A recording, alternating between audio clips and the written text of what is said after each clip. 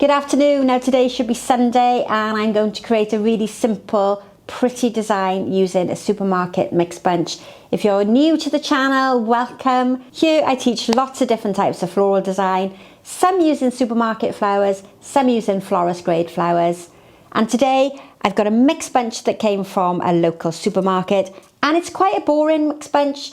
There were 2 Gerberas, 2 Lilies and 3 white Alstroemeria, and I'm going to add to it some green Conifer, this lovely citrusy green Conifer that's from my garden. And I've had the mixed bunch in a couple of days just to get it to open so it's more impressive for you on the camera. And I have noticed that one of the lilies is a bit battered and past its best, so I'm going to snip it off. Remember that lilies are poisonous to cats and dogs, so keep the pollen well away from them. And before the pollen gets too dusty, remove it either by pulling it between your fingers and thumbs or cutting it off with the scissors. Now my thoughts for today's arrangement is to do something in a style that as a florist I would refer to as forme linear. And that's really when you show the flower off for its personality and its own characteristics. It's not when we make a design that's a particular shape. So what I'm going to do with the Alstroemeria, which is a soft stem flower, so I'm going to cut that straight across rather than at an angle. I'm going to bring it up quite tall so the head of the Alstroemeria is clearly visible. It's not hidden by other flowers, and I'm not going to create a particular shape, so there's no geometric shape involved. I'm just going to make sure that the seam line of my container is at the back. So what I'm going to do is create some height with the Alstroemeria. It's a lovely white colour which connects beautifully with the little white daisies on the bottom. I've removed lots of the greenery, or in fact I've removed all of the greenery, because the silhouette of the flower for this design is more important than the overall shape. And I'm going to cluster together the Alstroemeria. Now the Alstroemeria are quite open, so I have removed, let's just look at that one there. I have removed off the pollen that was in the centre, because very much like a lily, the pollen can sometimes stay in the Alstroemeria. This design is going to be front facing. I've started back in the floral foam to create a column effect with my Alstroemeria, and I'm clustering them together so that the heads are at slightly different levels. But you can really clearly see that that's an Alstroemeria. I'm not hiding it with loads of greenery. I'm not putting anything there to make it fussy and too cluttered. It's a parallel grouping in the back of my foam to one side. And if we looked at this in silhouette, we would be able to identify that that was an Alstroemeria rather than seeing an overall outline shape. Now, if you're in floristry, forme linear is something that you study at level 2 and beyond. And it's quite a hard concept when you've been taught lots of shapes that have a clear outline. This design, we think about the shape of the flowers, the individual personality of the flowers, rather than the overall shape. Have I said that more than once? I probably have. So I don't want to mix the 2 groups together because I want to be able to clearly see the individual flowers. So just in front of my first Gerbera, I'm going to place the second head, and you might have noticed I've cut that straight rather than at a 45-degree angle because it's a soft stem flower, and cutting soft stem flowers at an angle doesn't work when you're trying to insert it into the foam because you're weakening the structure at the end of that stem.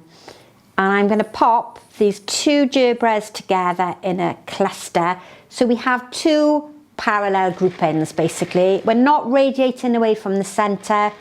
I've got 2 parallel groups, and it's a really quick and easy design to do. If you've got several of these, you can make little groups of them and line them up for maximum impact. And it's a great one to do if you're new to floral design and you don't want to buy a huge amount of flowers. Now I am considering using just one of the lilies down at the bottom, and then a bit of the greenery and possibly a bit of moss just to cover the base. But I'm going to pop one lily in and then decide whether I want the 2 heads. So because the Gerbera are quite large, I don't really want these to be the more dominant flower, so I'm going to have to bring another lily down there towards the bottom.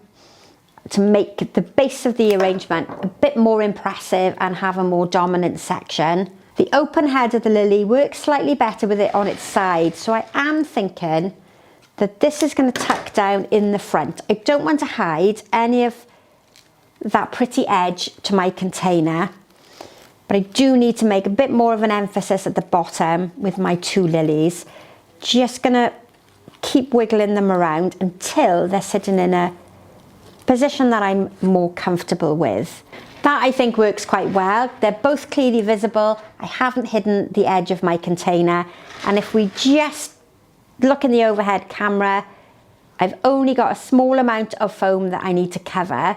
And what I'm going to do with the conifer, that nice lime green conifer, is I'm going to cut it into small pieces so that it almost looks like pieces of grass. And then what I can do is place it into the foam in upright positions so it looks like it's growing out from the bottom, and it's really a continuation of the grass, or the grass effect, that I've got on the side of the container.